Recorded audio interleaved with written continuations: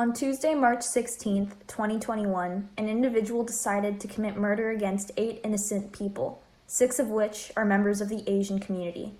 This 21-year-old Caucasian male thought it was in his right to enter spas located in Atlanta, Georgia, and take the lives of Delina Ashley Yon, Paul Andre Michaels, Xiao Ji Tan, Dao Yu Feng, Julie Park, Yun Jiang Park. The names of the remaining victims have not yet been released. Georgia authorities say the suspect in Tuesday's Atlanta spa shootings claimed a sex addiction and that he wasn't racially motivated, although 6 of the 8 killed were women of Asian descent.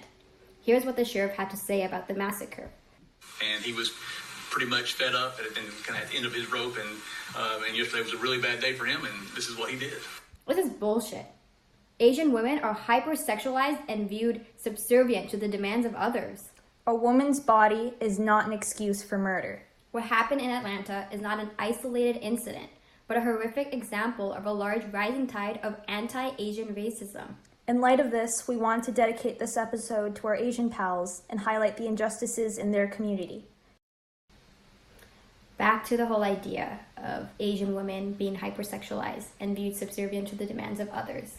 There was actually an article that was posted in the US that Asian women have reported twice as many anti-Asian hate crimes as men.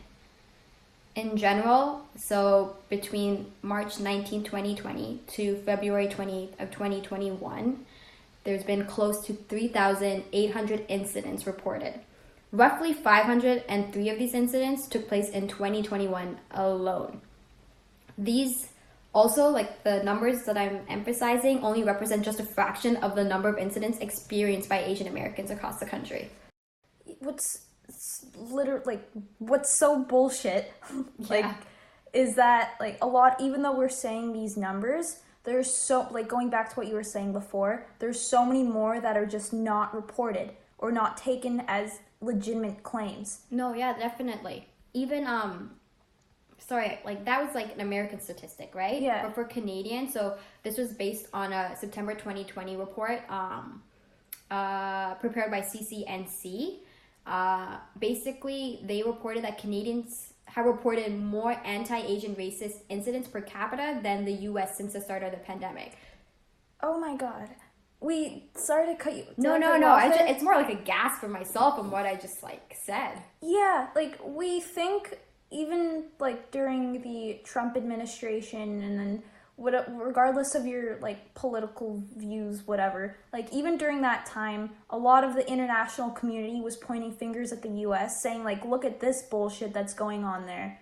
But then in reality, it's not, this sort of xenophobia against the Asian community is not specific to the United States. It's universally and globally experienced. Definitely not. Another shocking statistic, so in Vancouver, just Vancouver, anti-Asian hate crimes rose by 717% in the span of 1 year. So in 2019, there was 12 cases, and in 2020, there were 98 cases.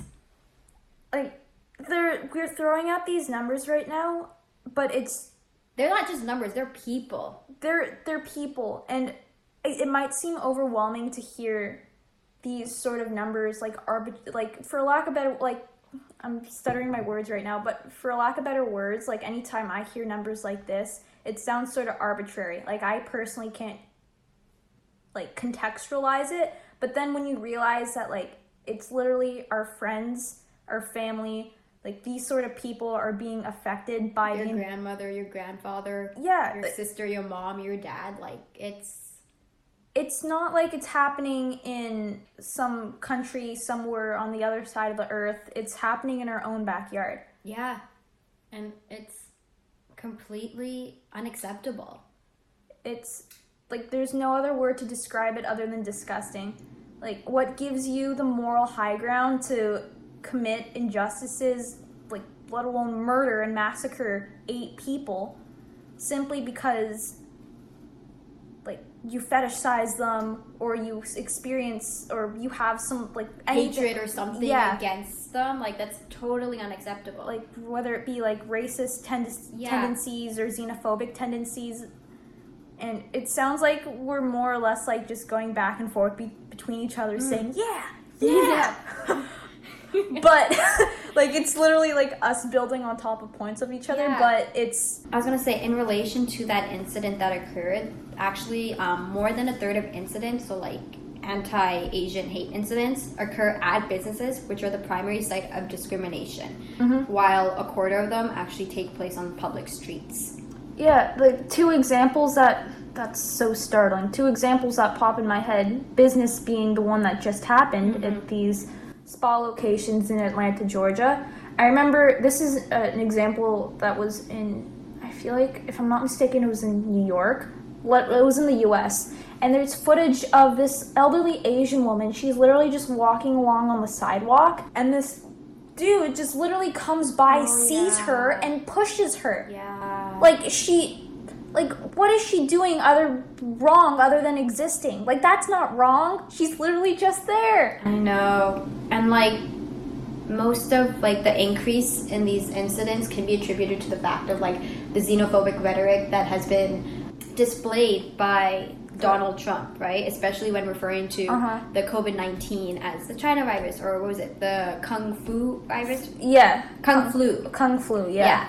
And again, sorry to iterate one last thing, like it's not just in the US with Trump, it's like globally people are saying these things. Yeah. But anyway, sorry, continue. No, definitely.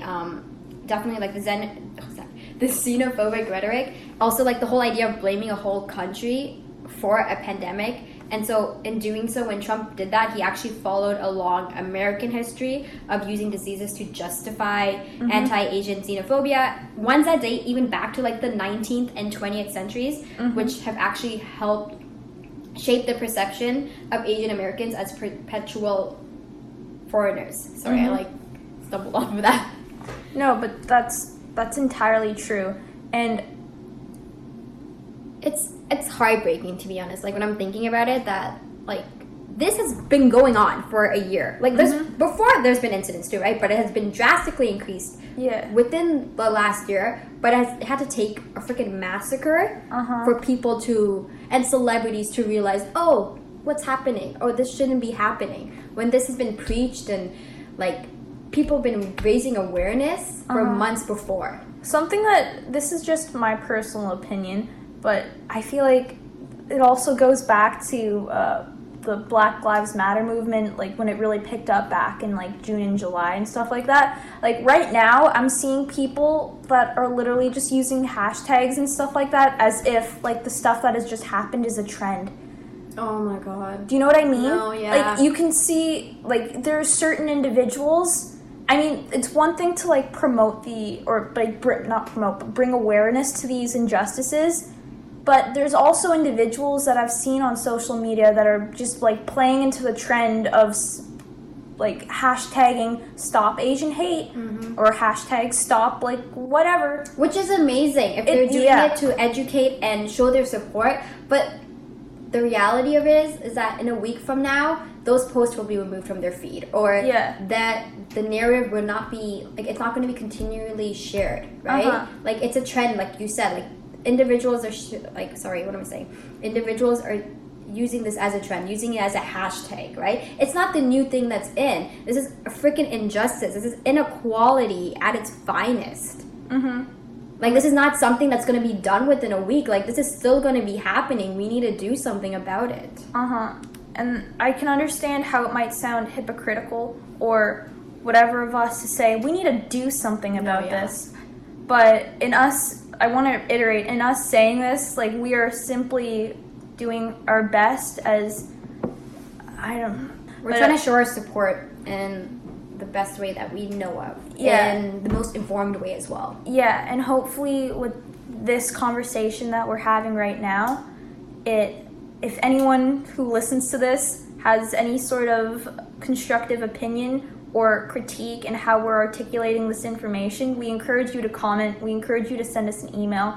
If you would like to be involved in these sort of conversations to help inform, even though our audience is super small, but if you'd still like to have a say or like share your opinion as well using the platform of Beaker Bros, even though we are a predominantly science-based podcast, science and social justice are intrinsically connected. Definitely. And you can't have a strong scientific community without having a strong community in general, and building support and trust in the people that are sharing these perspectives of science. So, yeah, I guess what I'm just trying to get at, like, if you have any sort of constructive criticism for what we're saying right now or anything to add of value, please do. Feel free, honestly. Like, we would love to stay informed, be further educated. Yeah, and I think that's the whole point of this podcast. Yeah. Like, even though it's a lot of the time just us talking to each other, it's us trying to, like, kind of wrap our heads around this whole idea. Like, as two young people going out into the world and stuff like that, there's a lot of conversations that need to be had and for us to grow from them. And dude, it's great we're able to have these sort of conversations in this sort of constructive format and then be able to share them for the two people that listen to us. But anyways, yeah, this was a little bit of a different episode today, but we just wanted to dedicate it to the lives that were lost from this injustice. And remember their names: Delina Ashley Yon, Paul Andre Michaels, Xiao Ji Tan, Dao Yu Feng, Julie Park, Yun Jiung Park. The names of the remaining victims have not yet been released. Please say their names. They deserve to be honored and remembered. Their lives have value. And the fight continues until everyone is able to understand this.